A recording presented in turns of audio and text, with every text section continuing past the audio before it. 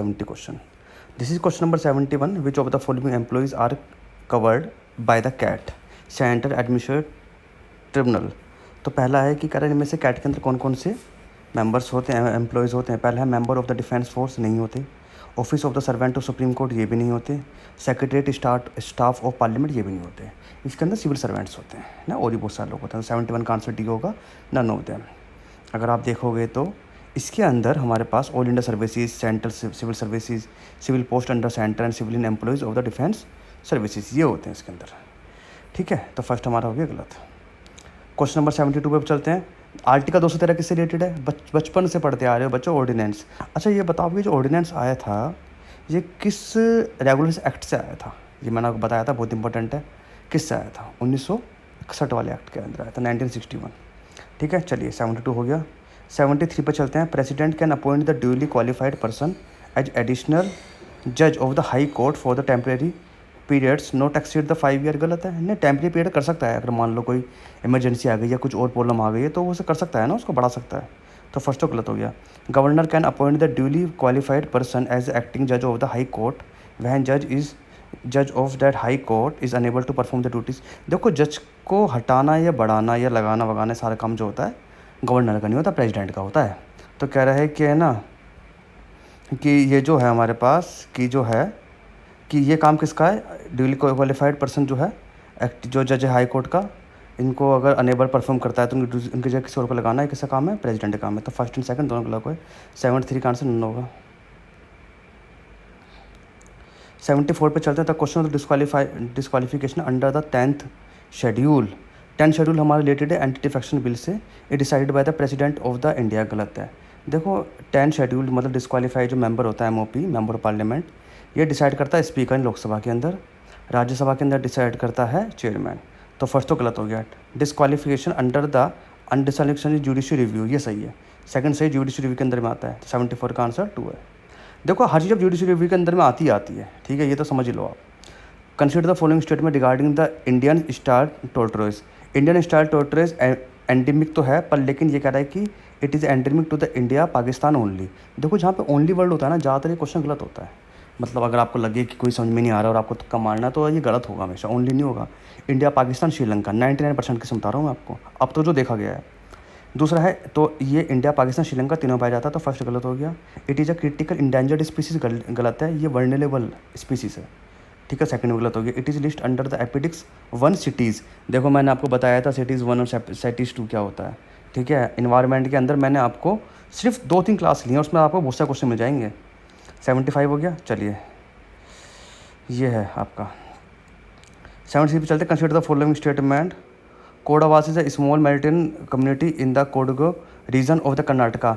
कोडावास मैंने आपको एनवायरनमेंट के अंदर पढ़ाया था कुछ टाइम पहले, जो मैंने कहा था बहुत इंपॉर्टेंट क्वेश्चन उसके अंदर पढ़ाया था मैंने आपको. कोडावास क्या होता है? The community has it rituals around the guns and weapon like swords. 1 और 2 दोनों सही हैं. फैक्चुअल क्वेश्चन है, याद करने वाला क्वेश्चन है आपको. ठीक है जी, 1 और 2 दोनों आंसर सही हो गए. बहुत 1 और 2. वाह. Question number 77. देखो, ये क्वेश्चन मैंने आपको करंट अफेयर के अंदर पढ़ा अभी जब मैंने आपको इन्वायरमेंट पढ़ाई थी, जब मैंने बताया था आपको कि ना गुंडला ब्रह्मेश्वर सेंचुरीज कहाँ पर है, ये मैंने आपको बताया था उस टाइम पे. कहाँ पर है? आंध्र प्रदेश के अंदर. मैंने आपको कम से कम 25-30 सेंचुरी लिखवाई थी, उनमें से आ गए ना क्वेश्चन. ये देख लो, मैं आपसे क्या कहता हूँ कि जितने मेरे क्वेश्चन है ना, आपको क्वेश्चन फालतू को नहीं लगेगा. आपको क्वेश्चन देखो, आप मैं यहाँ पर चमक धमक वाले वीडियोस तो बनाता नहीं कि शू वो और ये सब, क्योंकि इतना हमारे पास टाइम नहीं है. पर लेकिन हाँ, मेरी इतनी मेरी गारंटी है, जो भी आपको चीज़ें मिलेंगी वो सब क्वालिटी वाली मिलेंगी, ना फालतू की ना कम. ठीक है जी. तो गुंडला भुवनेश्वर सेंचुरी आंध्र प्रदेश के अंदर है. मैंने आपको पहले बता चुका हूँ. 77 का क्वेश्चन मिल गया. बी आंसर है. अच्छा, प्लेस इन द न्यूज़ पे चलते हैं.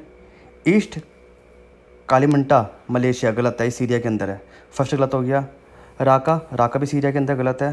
मनामा हमारा बर्लिन के अंदर है, मोरक्को के अंदर नहीं है. तो थर्ड गलत हो गया. तो आंसर सिर्फ सेकंड हुआ इसका, ओनली सेकंड.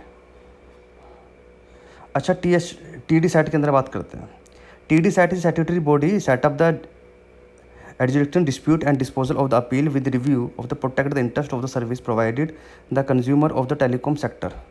ठीक है, सही है ये. The decision of the TD set is a final and can not be appealed in supreme court. देखो, जैसे सेकंड क्वेश्चन आपको सेकंड पार्ट है, आपको समझ में नहीं आ रहा, तो तुक्का बता रहा हूँ मैं आपको. देखो, हर चीज़ अब जुडिशियल रिव्यू के अंडर में है 99%. अगर आपको समझ में नहीं आ रहा तो जैसे कोई लाइन लिखी हुई है कि decision of the TD set is final and can not be appealed in supreme court. ये तभी लिखा हुआ है कि जिस बच्चे को अभी ये लाइन कोई पढ़ेगा तो है नहीं, कहीं पर पढ़ी होगी बड़ी मुश्किल से। इसीलिए अगर आप तुक्का लगाओ कि TD सेट, कोई भी डिसीजन फाइनल नहीं होता। देखो कोई भी डिसीजन फाइनल नहीं है, कोई भी डिसीजन बाइंडिंग नहीं है और कोई भी डिसीजन जुडिशियल रिव्यू के बाहर नहीं है। ये हो गए। और एक टॉपिक है ओनली, बस 4-5 आप ये देख लो। हमेशा आपको जरूर 100% मैं गारंटी करूँ, जब आप पेपर दोगे तो 1-2 क्वेश्चन आपके सही हो जाएंगे। तो सेकंड हमारा गलत है, फर्स्ट हमारा सही है। 79 का आंसर है 1। Question number 80। देखो क्वेश्चन नंबर 80 पे करते हैं। देखो ये क्वेश्चन मैंने आपको एनवायरनमेंट में कराया था, झूठ नहीं बोल रहा, आप चेक कर लेना, फॉरेस्ट से related. Arrange the following state of the sending order in the term of the forest cover area. देखो मैंने आपको फॉरेस्ट कवर एरिया से 3 बातें बताई थी। पहले बताई थी सबसे ज़्यादा फॉरेस्ट कवर एरिया है वो है मध्य प्रदेश के अंदर। दूसरा बताया था मैंने परसेंटेज वाइज, देखो सबसे ज़्यादा है मिजोरम के अंदर। तीसरा बताया था मैंने आपको कि सबसे कम फॉरेस्ट एरिया हरियाणा के अंदर है। चेक कर सकते हो, अभी वीडियो पड़ी है एनवायरनमेंट के अंदर, ठीक है। अब आप देख लो पहले नंबर पे, आप देख लो 80 का आंसर कब कौन सा पूछेगा। आंसर हो गया फर्स्ट हमारा, ठीक है ना। अब ये हो गया हमारे पास, तो इसका आंसर कितना हो गया।